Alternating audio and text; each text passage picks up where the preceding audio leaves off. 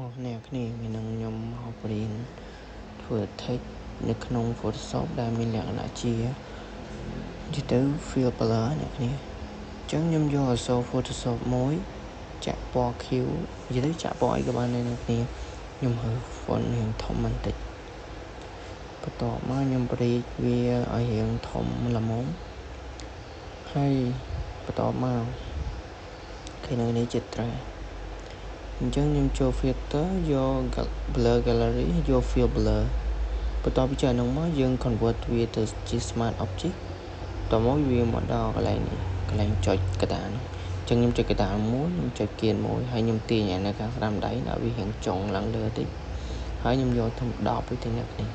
និយាយទៅស្រេតាមអ្នកនេះចង់បានហើយកតាហ្នឹងខ្ញុំដាក់ទៅ0កុំឲ្យវាមាន blur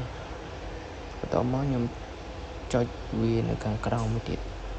នេះចុចនៅកន្លែងហ្នឹងមួយទៀតមកហើយខ្ញុំយក blur 10ដូចគ្នាជាអូខេបន្ទាប់ចុចប៉ុណ្ណឹងហើយយើងយកកន្លែង normal នេះ select វាមកយក destroy នេះតមកយើង zoom តិចមកយើងឃើញអក្សរយើងនឹង blur អញ្ចឹងមកនៅគ្នាចង់ធ្វើ text style បែប blur ចឹងអាចធ្វើតាមខ្ញុំបាននេះទៅខ្ញុំចេះប៉ុណ្ណាខ្ញុំប្រាប់អរគុណច្រើនសម្រាប់មើលវីដេអូនេះ